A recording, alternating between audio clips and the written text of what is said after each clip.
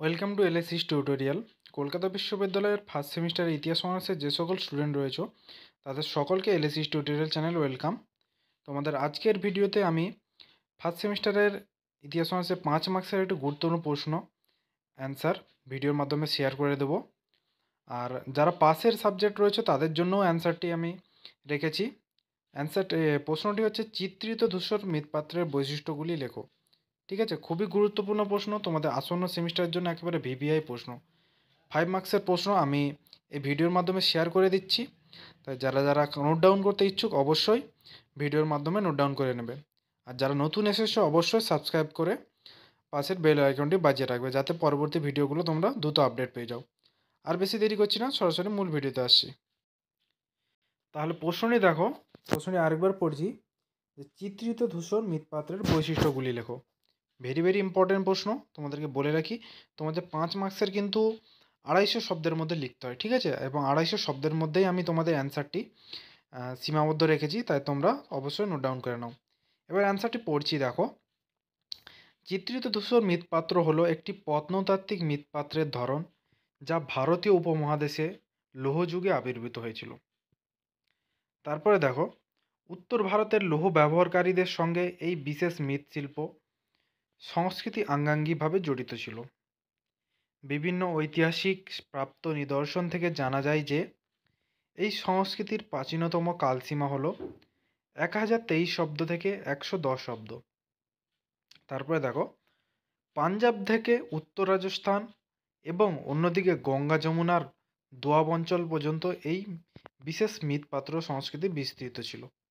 ঠিক আছে, তাহলে তোমাদের এই যে চিত্রধূসর মৃৎপাত্র শিল্পটি তোমাদের ভারতবর্ষের উত্তর রাজস্থান, গঙ্গা যমুনা দোয়াব অঞ্চল, এই সমস্ত অঞ্চলে তোমাদের বেশি সীমাবদ্ধ ছিল।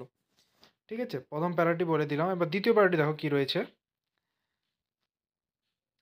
পরবর্তী প্যারা দেখো, চিত্রধূসর মৃৎপাত্র সংস্কৃতির নামকরণ থেকেই বলা যায় এই সংস্কৃতির সঙ্গেই সংশ্লিষ্ট মৃৎপাত্রগুলির রং ধূসর বা স্লেট রঙের। এর উপরে কালো রঙের চিত্রণ বর্তমান উত্তরপ্রদেশের বেরিলি জেলায় 1940 থেকে 44 সালে অহিচ্ছত্রে উৎখননের সময় সর্বপ্রথম এই ধরনের পাত্রের কথা জানা যায়। হরিয়ানা, পাঞ্জাব, রাজস্থান ইত্যাদি অঞ্চলে এই সংস্কৃতির নিদর্শন পাওয়া যায়। এই সংস্কৃতির অন্যতম প্রধান কেন্দ্রগুলি ছিল মথুরা, হস্তিনাপুর, কৌশাম্বী ইত্যাদি। ঠিক আছে, তোমাদের এই সমস্ত গুরুত্বপূর্ণ জায়গাগুলি অবশ্যই হাইলাইট করবে, যাতে পরীক্ষকের দৃষ্টি আকর্ষণ করা যায়। শুধু এই গুরুত্বপূর্ণ জায়গাগুলো নয়, সাল এবং বিভিন্ন ঐতিহাসিকের নামগুলোও তোমরা হাইলাইট করবে, যাতে পরীক্ষক সহজেই সেই সমস্ত গুরুত্বপূর্ণ জিনিসগুলি সচক্ষে দেখতে পারে। ঠিক আছে, তাহলে তোমাদের দুটি প্যারা বলে দিলাম।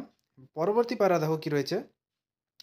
চিত্রিত ধূসর মৃৎপাত্র যে সমস্ত জায়গায় পাওয়া গেছে সেখান থেকে লোহার বিভিন্ন সামগ্রী পাওয়া গেছে। এদের মধ্যে আছে লোহার বর্ষাফলক, ব্লেড, তীরফলক, ছুরি, চিমটা, কুঠার ইত্যাদি। এছাড়া নানা রকমের পুঁতি ও হাড়ের তৈরি সামগ্রীও পাওয়া গেছে।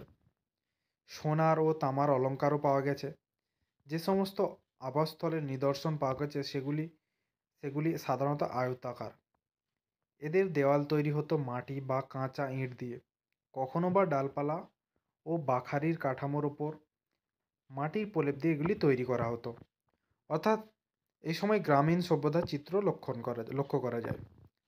ঠিক আছে, পরে যাওয়ার আগে তোমাদের বলে দিই, তোমরা যাদের ফার্স্ট সেমিস্টার স্টুডেন্ট রয়েছো, তোমাদের যদি ইতিহাস অনার্সের কিছু অসুবিধা হয় নোট সংক্রান্ত, তোমরা আমাকে সরাসরি হোয়াটসঅ্যাপে মেসেজ করতে পারো।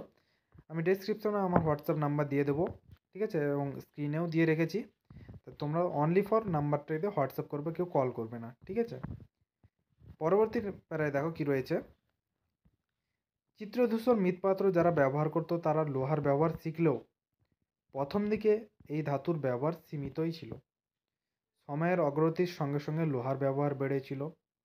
ডক্টর বিবি লাল মনে করেন যে আর্যরাই এই সংস্কৃতি গড়ে তুলেছিল।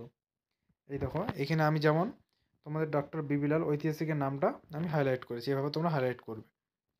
তারপরে দেখো, তিনি নিজের মতের সপক্ষে কয়েকটি যুক্তির অবতারণা করেছেন। তার মতে, প্রথমত ভারতের অন্যান্য সংস্কৃতি থেকে এই সংস্কৃতি স্বতন্ত্র, তাই বহিরাগত বলে মনে হয়। দ্বিতীয়ত, এই সংস্কৃতির অনুরূপ নিদর্শন পাকিস্তান, আফগানিস্তান, ইরান ও গ্রিসেও পাওয়া গেছে। পরবর্তী দেখো কি রয়েছে।